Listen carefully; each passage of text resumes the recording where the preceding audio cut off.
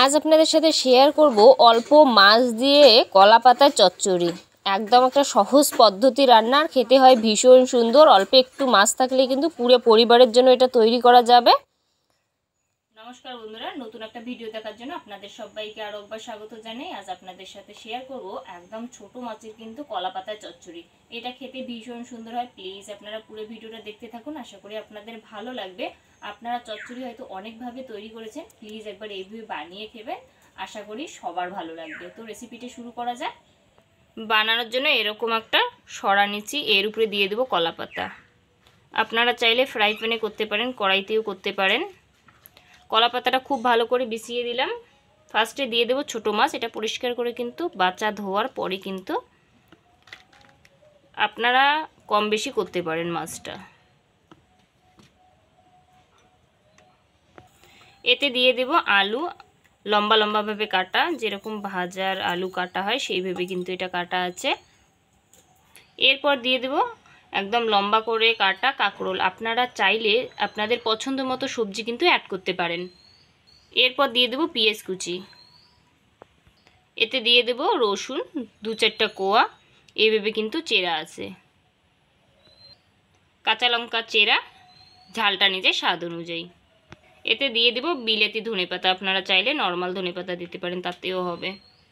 এরপর দিয়ে দেব 1/2 চামচ কাশ্মীরি লঙ্কার গুঁড়ো, এটা কিন্তু কালারের জন্য।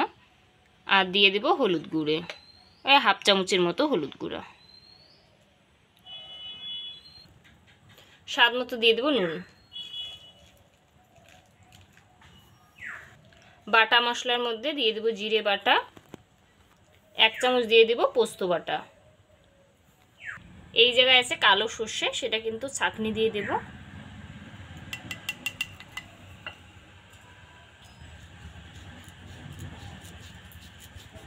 যাদের সর্ষে খেলে অনেকেরই কিন্তু গ্যাসের প্রবলেম আছে, তারা এইভাবে ছাঁকনি দিয়ে সবজিতে কিন্তু দিতে পারেন, তাহলে কোনো গ্যাসের সমস্যা হবে না। আর আপনারা দেখুন সর্ষের যে খোসাটা, সেটাই কিন্তু গ্যাসের সমস্যা করে। এই যে এটা কিন্তু ছাঁকনির মধ্যে এইভাবে থাকবে, তো সেই ক্ষেত্রে ওই সর্ষের যে ইসেটা আছে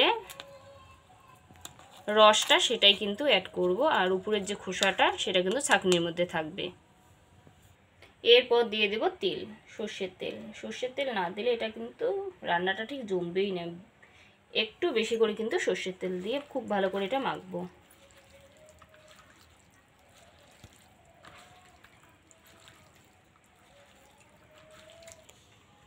সবগুলো কিন্তু খুব ভালো করে মাখতে লাগবে, আর সর্ষের তেলটা একটু বেশি করে দিলে খেতে ভীষণ সুন্দর হবে।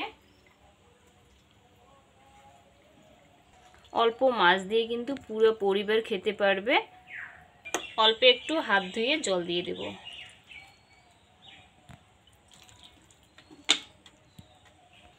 এরপর এটা কিন্তু উনুনের মধ্যে এভাবে চাপিয়ে দেব। দেওয়ার পর এর উপরে আরও 2টা কিন্তু কলা পাতা এইভাবে বিছিয়ে দেব, ঠিক এইভাবে। এরপর এটা কিন্তু গামলা দিয়ে এইভাবে ঢাকবো। এই রান্নাটা কিন্তু একদম হাই গ্যাসে করতে যাবেন না, একটু লো আছে 15 মিনিটের মতো এইভাবে ঢাকনা দিয়ে কিন্তু করব।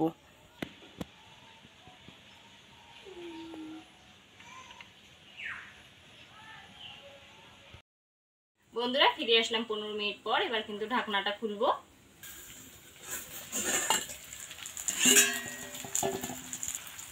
এটা কিন্তু একদিকটা তো এইভাবে তুলতে লাগবে, এটা এইভাবে থালের মধ্যে এইভাবে রাখবো। এটা কিন্তু আরও এইভাবে বসিয়ে দিয়ে থালটা যে আছে, থালটা কিন্তু এইভাবে উল্টে দিতে লাগবে। এটা তো প্লাস্টিকের থাল, এটা তুলে নেব না। এইভাবে কিন্তু আরও 5 মিনিটের মতো এটা করলেই একেবারে রেডি, আর বেশি সময় লাগবে না। বন্ধুরা 5 মিনিট পর এটা কিন্তু আমার একেবারে রেডি। এটা আবার নামিয়ে নেব। বাস, এটা আমার রেডি। বন্ধুরা এরপর কিন্তু কলা পাতার উপরেরটা দেখুন, এইভাবে যাতে কলা পাতাটা একটু পোড়া পোড়া লাগে, তবেই কিন্তু এটা পারফেক্টভাবে রেডি হবে। দেখুন আলুটা দেখাচ্ছি, দেখুন কতটা ভালো সিদ্ধ হয়। দেখুন এইভাবেও কিন্তু দারুণ সিদ্ধ হয়, এটা দারুণ লাগে খেতে। একদম দারুণ। ছোট মাছ দিয়ে এইভাবে একবার প্লিজ বানিয়ে দেখুন, আশা করি সবার ভালো লাগবে। গরম ভাতে এরকম যদি একটা রেসিপি থাকে আর কিন্তু কোনো রান্নার প্রয়োজন পড়বে না, এতটাই টেস্টি হয়, এতটাই কিন্তু এটা সুন্দর হয়। বানানো কতটা সহজ সেটা তো আপনারা দেখলেন। প্লিজ একবার এভাবে বানিয়ে দেখবেন, আশা করি সবার ভালো লাগবে। আর জানাতে ভুলবেন না এটা কীরকম হয়। যদি ভালো লাগে অবশ্যই লাইক কমেন্ট শেয়ার করে দেবেন। আর যদি এই চ্যানেলে প্রথমবার আমার রান্নার এই ভিডিও দেখছেন, প্লিজ চ্যানেলটাকে সাবস্ক্রাইব করে রাখবেন, পাশে থাকা বেল আইকনটা প্রেস করে রাখবেন, যাতে আমার রান্নার ভিডিওগুলো সবার আগে আপনার মোবাইলে পৌঁছায়। ততক্ষণ সবাই সুস্থ থাকবেন, ভালো থাকবেন। নেক্সট ভিডিও আবার দেখা হবে এরকমই কোনো সুন্দর রেসিপির সাথে।